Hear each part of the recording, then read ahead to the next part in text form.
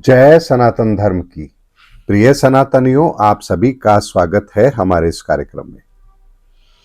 सनातनियों, आज मैं आपके सामने जो बात रख रहा हूं, इस बात की गंभीरता को यदि आप समझेंगे तो आपको आज के वर्तमान समय के अंदर किस तरह से मानवता का दोहन हो रहा है और हमारी संस्कृति को खराब करने के पीछे मकसद क्या था, यह बात आपको बहुत बेहतर तरीके से समझ आएगी।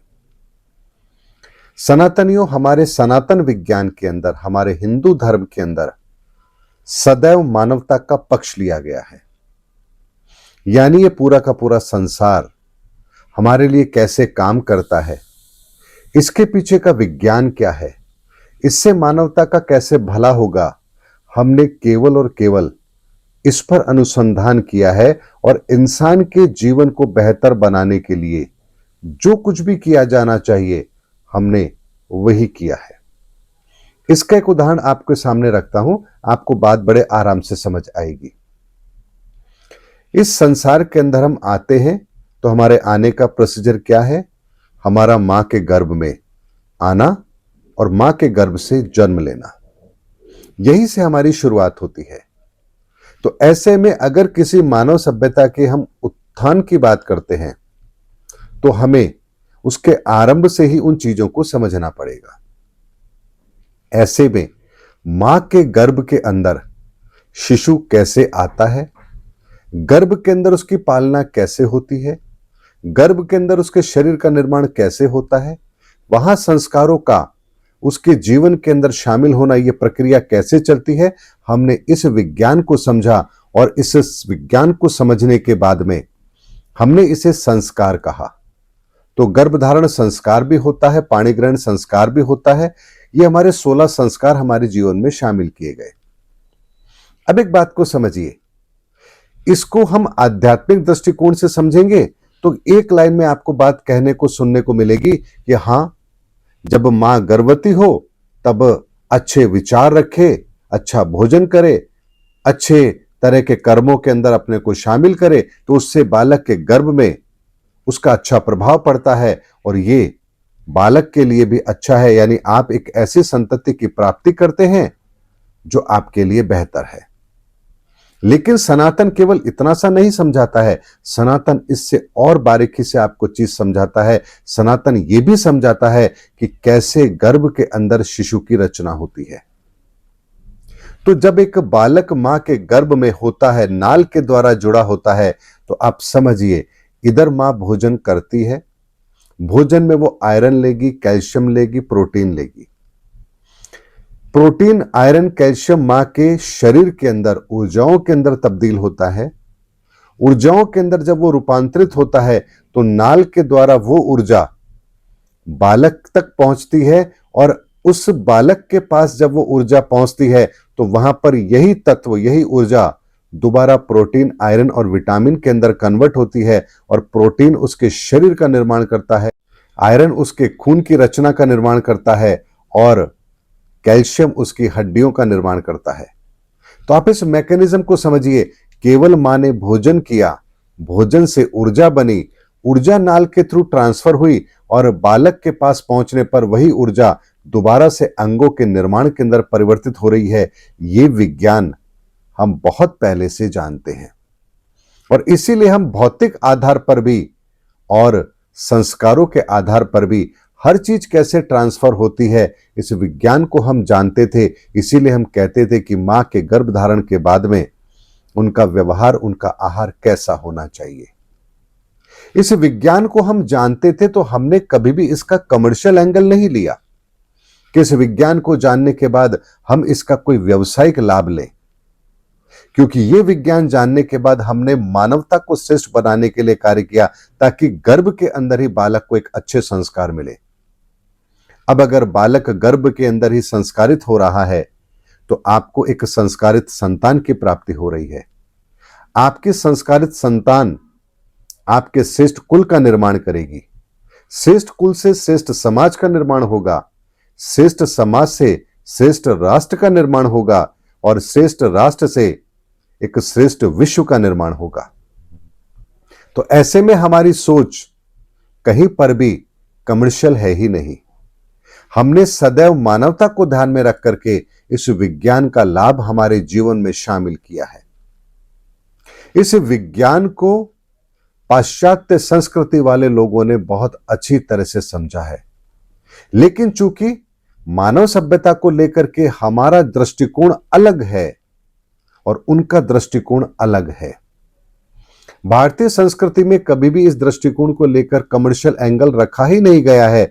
सदैव मानव जाति के कल्याण की बात की गई है, इसलिए हमने इस विधा का कभी भी व्यावसायिक उपयोग नहीं किया। ऐसा नहीं किया कि हम इस विद्या को जानते हैं तो एक बहुत बड़ा हमने गुरुकुल बना लिया, अब कहा मोटी फीस दो तब हमें ज्ञान आपको देंगे।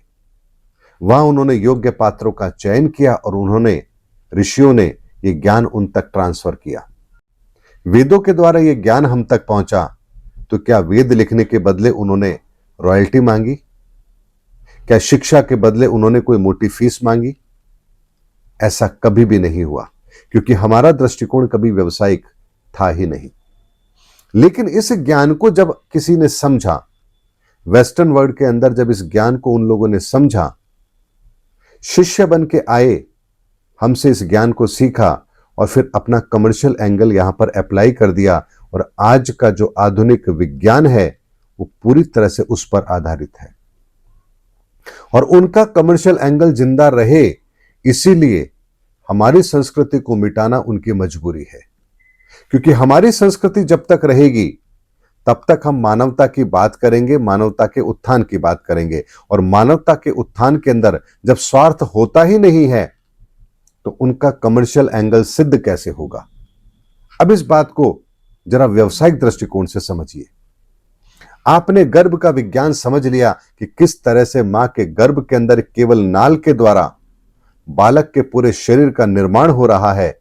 तो अब इस विज्ञान का कमर्शियल एंगल उन्होंने कैसे देखा कि अगर कोई चीज ऊर्जा के अंदर कन्वर्ट कर दी जाए, तरंगों में कन्वर्ट कर दी जाए, और वह तरंगे दूसरी जगह पहुंचे और वहां उन तरंगों से दोबारा से उसका वही रूपांतरण हो उसी चीज के अंदर, तो अगर इस विज्ञान को समझेंगे तो हमें मां के गर्भ का विज्ञान तो समझ में आया, लेकिन इसका कमर्शियल एंगल उन्होंने क्या सोचा कि हां, हम कुछ संकेतों को यदि तरंगों के माध्यम से भेजें और दूसरी तरफ भी वैसी ही व्यवस्था हो और वो उस तरंगों को डिकोड कर ले, तो एक मैसेज यहां से दूसरी जगह जाएगा और यहां हम समय की जो दूरी है इसको कम करने में कामयाब होंगे।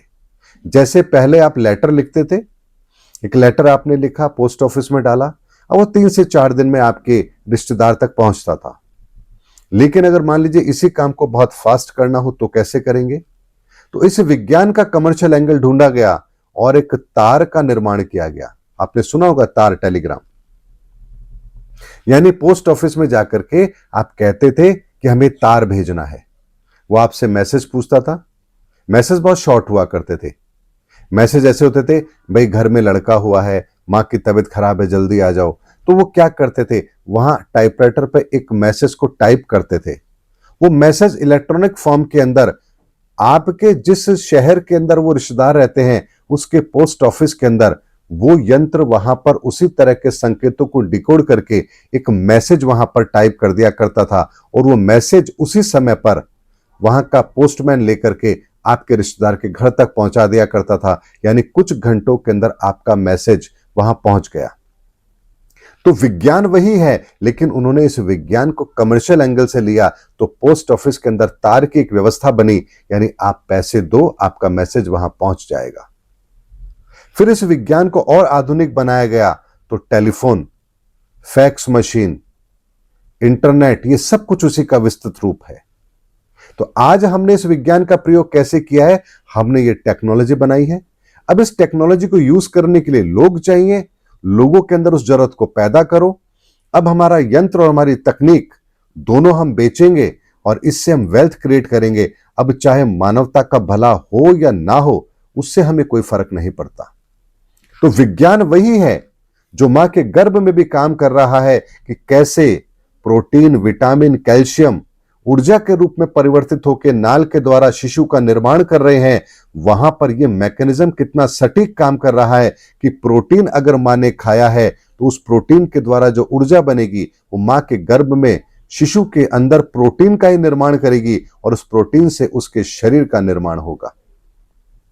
तो इस विज्ञान को उन्होंने समझ करके मानवता की भलाई के लिए ना करके उन्होंने इसका कमर्शियल उपयोग किया और आज का आधुनिक विज्ञान केवल और केवल कमर्शियल सोच पर चलता है। आप चाहे इंटरनेट का प्रयोग करते हो, टेलीफोन का प्रयोग करते हो, 5G टेक्नोलॉजी का प्रयोग करते हो, आप चाहे जिस टेक्नोलॉजी का उपयोग करते हो, आपको उसके लिए कोई ना कोई कीमत तो चुकानी पड़ेगी। लेकिन मानवता के लिए कोई कार्य कर रहा हो, हमारी सोच कैसे बेहतर हो, हम कैसे संस्कारित बने, हमारे जीवन में सुख कैसे शामिल हो, हमारे परिवारों में सौहार्द कैसे आए, एक बच्चे माता पिता का सम्मान करना कैसे शुरू करें, बुजुर्ग माता पिता अपने बच्चों को संस्कार कैसे दे पाएंगे, अपने आने वाली जनरेशन को हम क्या देकर जाएंगे, क्या इस पर आज कोई सरकार या कोई संगठन काम कर रहा है? कोई भी नहीं कर रहा। अगर योग सीख लिया तो उसके बाद में योग क्लासेस शुरू हो गई तो वहां फीस ली जाएगी। ज्योतिष का विज्ञान है तो वहां पर भी फीस लेकर के आपको समाधान बता दिया जाएगा। चलिए यहां तक ठीक है कि आप कोई समय दे रहे हैं, उसके बदले अगर कोई आप शुल्क ले रहे हैं तो वहां तक चीज समझ में आती है। ऐसा पहले भी होता था। गुरुकुल में जाकर के आप शिक्षा ले रहे हैं तो गुरु दक्षिणा आप देते थे, लेकिन वो एक सामाजिक व्यवस्था के तहत था, उसका व्यवसायीकरण नहीं था। लेकिन आज हर चीज का व्यवसायीकरण हो रहा है। ऐसे में सनातनियों, आज अगर धर्म है तो धर्म का व्यवसायीकरण है। बड़ी बड़ी कथाएं होंगी तो उसमें लाखों करोड़ों रुपए चाहिए, कथावाचक लाखों रुपए की फीस लेंगे। साइंटिस्ट हैं तो उन चीजों पर रिसर्च करते हैं जिससे मोटा मुनाफा कमाया जा सके। अगर शिक्षा है तो भव्यता के साथ बच्चों को शिक्षा देनी है, महंगे महंगे स्कूल बनाने हैं, उसके बदले मोटी फीस लेनी है।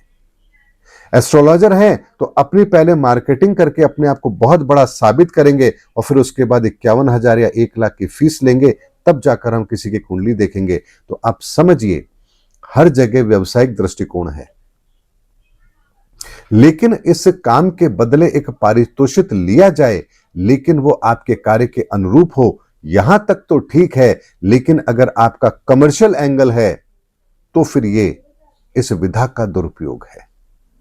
इसीलिए सनातनी एक बात को समझिए कि विज्ञान जो है सनातन का, वो हमें सारे रहस्य बताता है, लेकिन बात वही आती है कि अगर इनका व्यवसायीकरण होगा तो ये समाज की भलाई के लिए कभी काम नहीं आ सकती।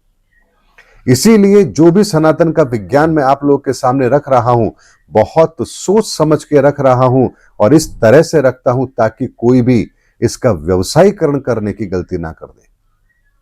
इसीलिए मैं आपको जो भी बात बताता हूं, कई बार वो बात पूरी नहीं होती है, केवल कुछ संकेतों के रूप में होती है, क्योंकि मुझे ये चीजें आपके संस्कारों में शामिल करनी है। इसका कमर्शियल एंगल आप लोगों को नहीं देना है, वरना वही होगा कि हाँ, मेरे बड़े बड़े सेमिनार हो रहे हैं, उस सेमिनार की एक फीस है, आप लोग आइए, वहां मैं आपको ज्ञान दूंगा, ज्ञान देकर के आपको समझाऊंगा, समझा करके कहूंगा अपने जीवन में चीजें शामिल कर लो और फिर उससे एक मेरा अच्छा संगठन तैयार हो जाएगा। अच्छा संगठन तैयार होगा, अलग अलग स्टेट के अंदर मैं अध्यक्ष बनाऊंगा, क्षेत्रीय समिति बनाऊंगा, उसके नीचे मेंबर होंगे, एक बहुत बड़ा संगठन होगा, फिर वहां से दान आएगा। इस तरह की प्रक्रिया को अपना करके हम उसी दलदल में फंसेंगे जहां हम पहले से मौजूद हैं। इसीलिए इस सनातन के विचारों को संस्कार के रूप में आपके जीवन में शामिल करना यह अत्यंत आवश्यक है और यह कार्य कभी भी कमर्शियल एंगल से नहीं हो सकता। इसीलिए मेरे आपके सामने बात रखने की गति धीरे है। धीरे इसलिए है कि अगर मैं बहुत बड़े प्लेटफॉर्म पर जाकर अपनी बात रखूंगा तो उसके लिए धन चाहिए, और धन का उपयोग अगर मैं सही ढंग से नहीं करूंगा तो फिर मुझे भी वही कमर्शियल एंगल देखना होगा कि हाँ, ज्यादा से ज्यादा फीस ली जाए या किसी तरह से धन आए ताकि मैं अपने इस मिशन को आगे बढ़ाकर और लोगों तक ये चीज पहुंचा पाऊं।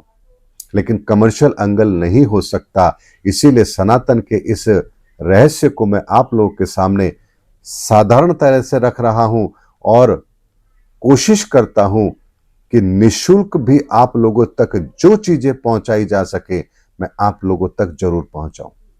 इसीलिए समाधान के लिए मैं कभी भी 1 रुपया नहीं लेता।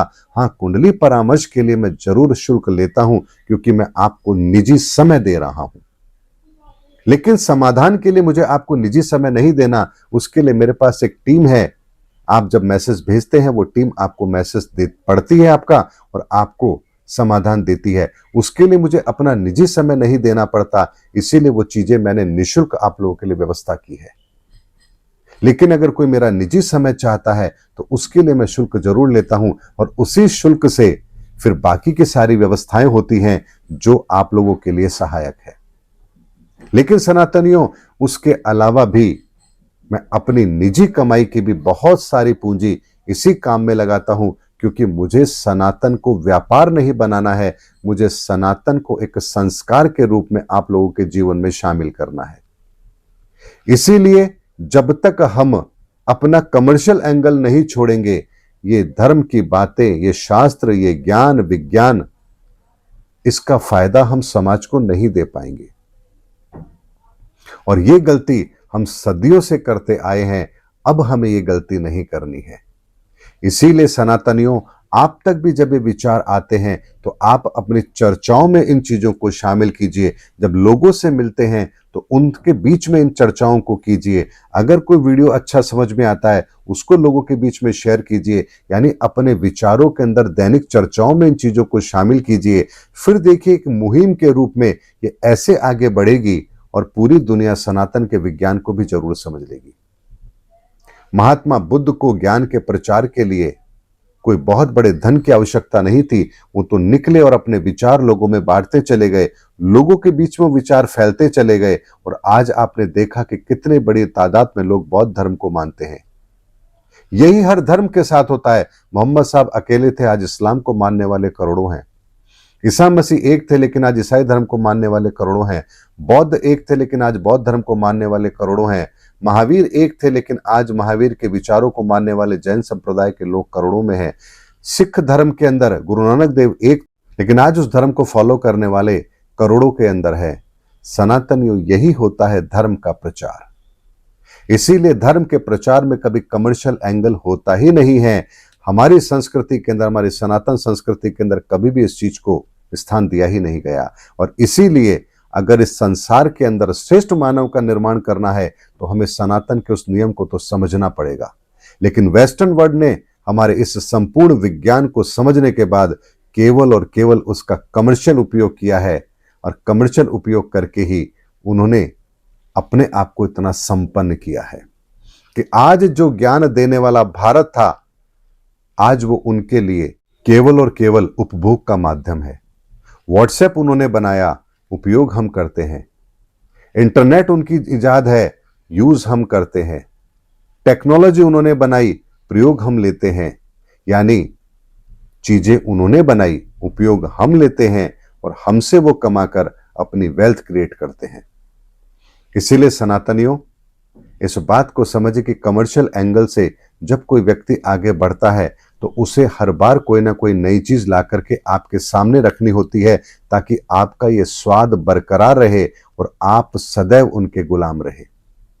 तो पहले हम ईस्ट इंडिया कंपनी के गुलाम थे, आज हम उनकी टेक्नोलॉजी के गुलाम हैं।